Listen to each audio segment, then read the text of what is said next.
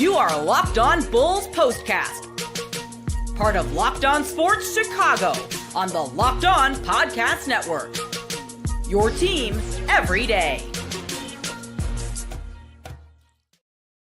Welcome into the Locked On Bulls Postcast here on the Locked On Sports Chicago YouTube channel. My name is Joe George. The Bulls win 121-103 over the Indiana Pacers, avoiding getting swept in the season series. Obviously, a lot to get into on today's show. Not just the win itself, Josh Giddey going for a career high in points, but he gets hurt there at the end of the game. Should he have been in the basketball game at all? I think will be a question that many of us will be asking ourselves. We also saw the return of Nikola Vucevic and Patrick Wiliams, new look roles for them, at least temporarily coming off the bench in this game. Today's show is brought to you by FanDuel. Right now, new FanDuel customers can get $150 in bonus bets if your first $5 bet wins. So let's talk about this game from the positive side first before we get into the Giddey injury.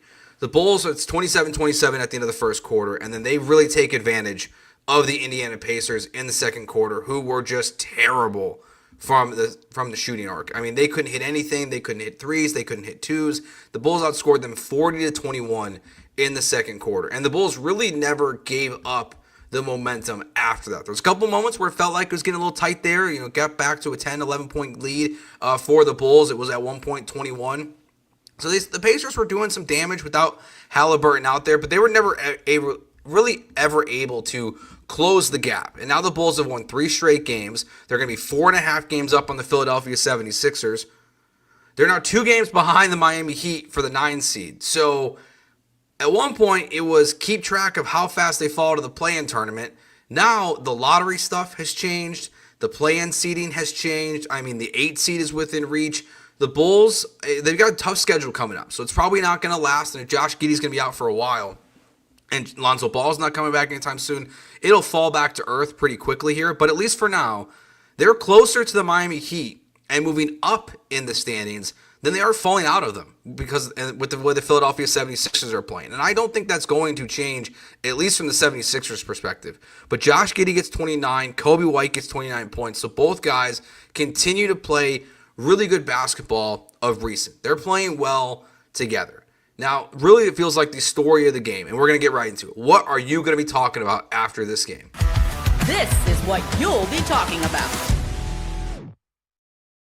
I think the biggest thing we'll be talking about after this game is really the decision by Billy Donovan and Josh Giddey himself, because I imagine he has a large say in this, and we probably won't be live by the time Billy Donovan gets an update, but if it happens while we're live, we'll give it to you. Billy Donovan leaves Josh Giddey in there. His career high is 31 points. He's at 29. So they keep him in the game. He's on pace early. I mean, he had 21 points early in this game. So you could tell he was going after it. And he was attacking the rim really well. He was confidently doing it. It didn't matter how much contact there was. He was hitting bank shots on drives. Like, Josh Giddey was just getting anything he wanted to offensively. But as he's going for 31 points, he goes up, he lands on someone's ankle, and he rolls it. This is the same one he hurt during the Olympics. Casey Johnson said that as he was leaving, and he immediately left. Like, there was no question about it. He left, went right into the locker room. He punched something, probably the wall, on the way out. So he's pissed, which immediately is a bad sign. When a player leaves a game and he's hurt and he's punching things, you know he's in a lot of pain. And look, we've seen Josh Giddey, and I feel like the last 2 weeks, 4 or 5 times, come up limping or in pain of some kind. And I think part of that is, like, we all have seen the Derrick Rose era and guys like that who are attacking the rim, and Josh Giddey is going to the rim constantly. He's facing a lot of contact, and he's just getting hit a lot. And unfortunately tonight he lands on this ankle that's already been hurt once, you know, in this last kind of basketball calendar year. And the question just becomes, how long would he be out for? But if I think what we'll be talking about is, should he have been in the basketball game? I cover the Houston Rockets on a daily basis as well, besides being a Bulls fan and doing this show. We saw the Houston Rockets just go through this. Amen Thompson was chasing down a triple-double. Ime Udoka left him in, who the Rockets will see this weekend. And Amen Thompson's now out for multiple weeks. Same situation as Josh Giddey. He's going for a stat line. He's not in there to win a basketball game. They've beaten the Indiana Pacers. There's no reason for Josh Giddey to be in this game besides the fact that he's chasing a career high in points. And there's 2 schools of thoughts that people are going to have about this. The first one is he shouldn't have been in there. It's a total waste. And the second one is, yeah, let him go for it. Because the player is going to have say in this, my stance on this is going to be pretty simple. In retrospect, yes, he should not have been in the game, but I'm fine with him being in there in the end. It just sucks because any momentum the Bulls are building now feels like it's shot. And again, are they going to go anywhere in the playoffs? Absolutely not. But you are starting to see the idea of what this team could look like next year with Josh Giddey at point, Coby White at the 2, Modest Vucevic, and maybe a guy like Zach Collins as your starting center. Like the 4 of your 5 starters going into next year, we were just starting to see a lot of minutes of what it was potentially going to look like. That's important for the front office. Like who you're going to trade, who you're going to keep. Are you going to give Josh Giddey $30 million? All those things factor into what's happening this season. So to see Josh Giddey leave the game the way he did, it just kind of ruins all that. It just kind of poo-poos all of it because now you don't know how long he's going to be out for, and ankles are weird. Like we know this with basketball players. Sometimes Josh Giddey could be there on Thursday when they play their next game, for all I know. You know, sometimes ankle injuries look terrible, and they're totally fine. And sometimes they're out for months at a time because of how bad the injuries. I mean, think about, it's not an ankle, but think about Lonzo Ball. Like, he's out again, felt like it wasn't serious, and the report for the game was he's doing new basketball activity. So now you have no Josh Giddey. Now you have no Io. Now you have no Lonzo. And if Giddey's out for a while, like, yes, Trey Jones, I think, continues to play good minutes, and the guy who's on an expiring deal is showing, like, why you would bring him back, why another team would bring him in. He's playing good basketball, but if you just don't have Giddey out there, it does just change the outlook, and it felt like the Bulls were just getting comfortable with each other, really specifically in this 3-game win streak. But I would say since the All-Star break, they've just looked much better offensively. The last 8 to 10 games for Josh Giddey as a player individually, he's looked really good. And obviously Coby White's been a little bit of a roller coaster in terms of the efficiency in which he's playing, but it's been largely better. And so this is kind of a bummer. Like, as someone like is trying to enjoy the season as much as I can for what it is, not seeing Josh Giddey for who knows how long now is going to be a tough one. Speaking of Josh Giddey, let's get right to our player of the game. This is the Locked On Player of the Game. I'm going to give it to Josh Giddey. Josh Giddey, player of the game. I guess we can get a little tie here, basically. Him and Coby White both get 29 points.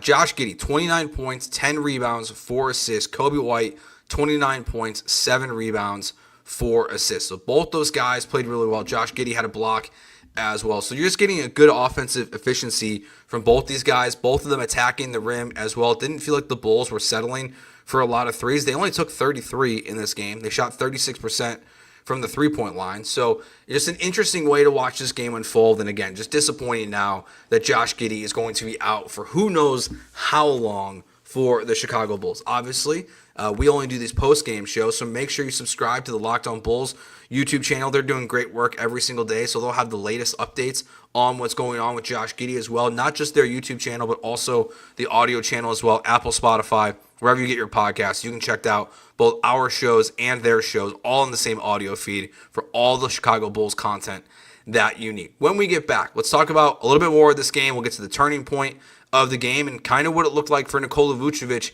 and Patrick Wiliams and the idea of both of them coming off the bench and how long that should last for. We'll get into all that next here on the Locked On Bulls postcast on the Locked On Sports Chicago YouTube channel. NBA fans, get ready. They swoosh, you save. Thanks to Dash Pass, every time a player drops 50 or more points in a game, you score a huge deal the next day. It's simple. When any player scores 50 or more in a game during the 2024-2025 NBA regular season, Dash Pass members get 50% off an order up to $10 off the next day from noon to midnight. So if you have DoorDash, James Harden the other night dropped a 50 burger. You could have taken advantage of this. Sign up for Dash Pass and be ready to save. When any player scores 50 or more in a game, Dash Pass members get 50% off any order the next day up to $10 off. Just use promo code NBA50 from noon to midnight after a 50-point game on eligible orders at participating merchants.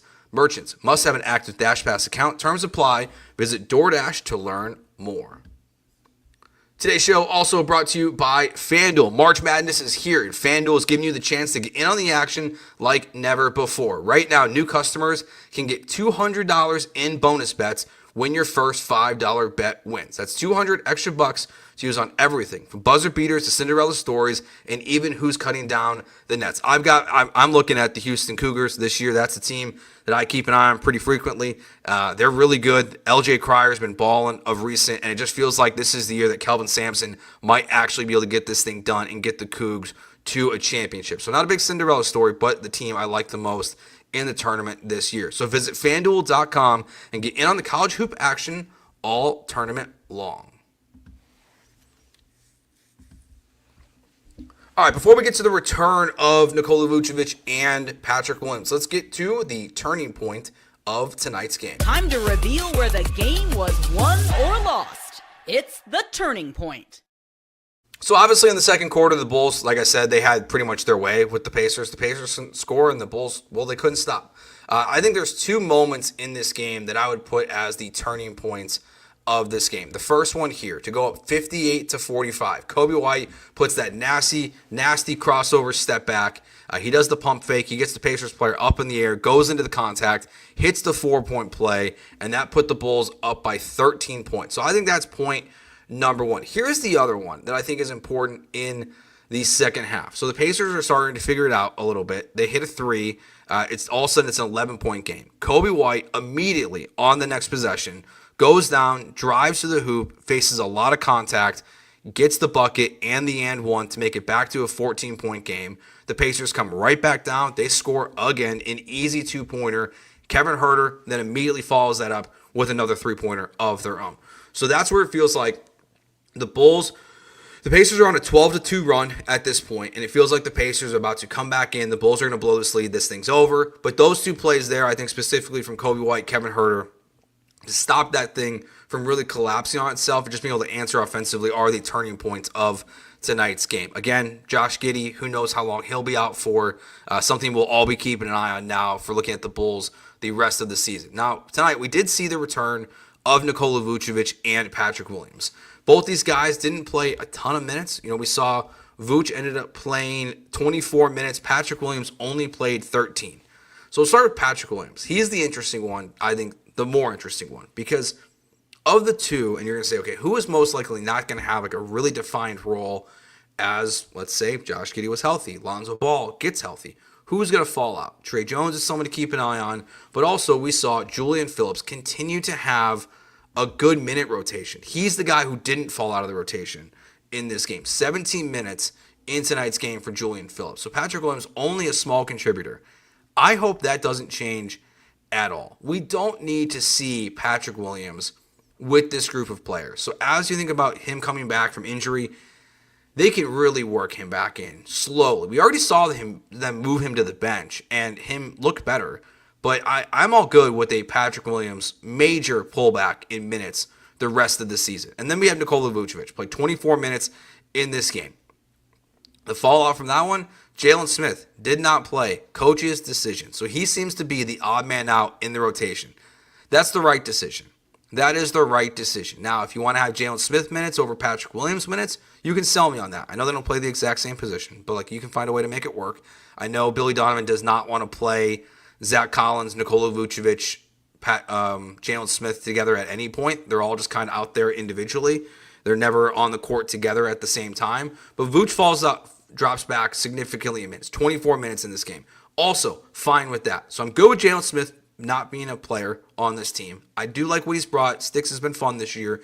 Like, he looks like a guy that will be traded in the offseason to a contending team. He'll have a role on that team.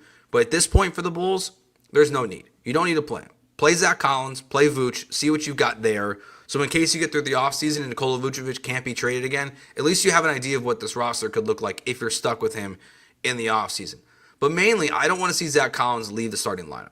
Not his best night statistically, only 7 points on the night in his 23 minutes. But look, this is a good balance. 23 minutes for him, 24 for Vuce.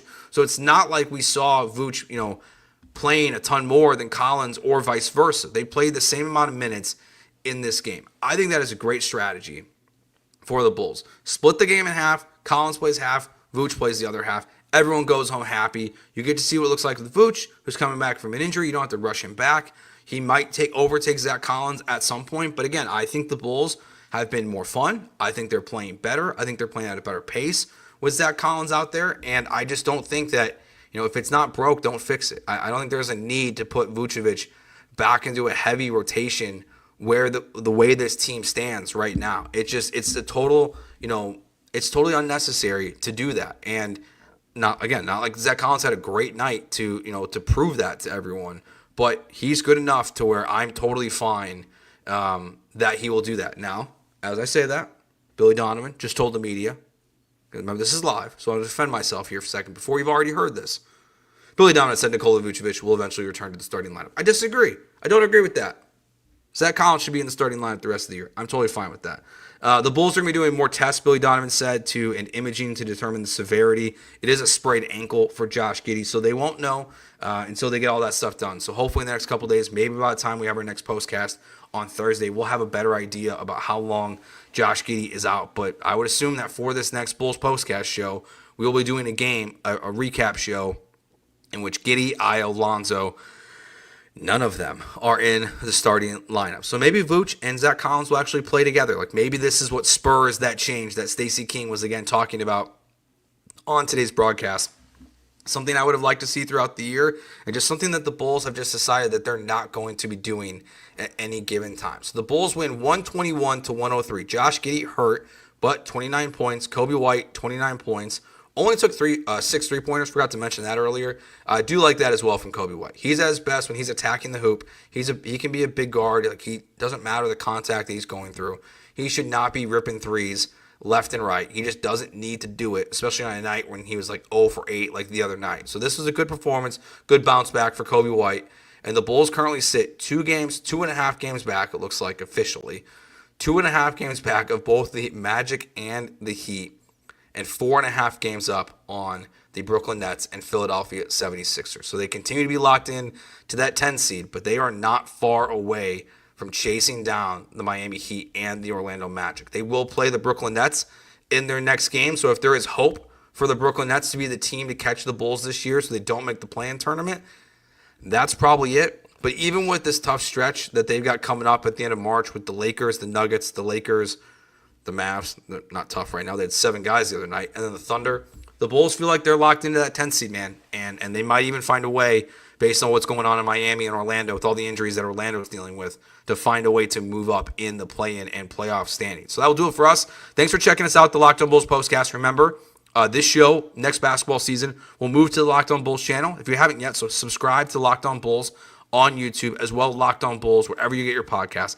Apple, Spotify, for the latest. They'll have it all on Josh Giddey and his status going forward. We will talk to you Thursday night after they play the Brooklyn Nets. Thanks for watching. Thanks for listening. Hit that subscribe button still. We'll talk to you next time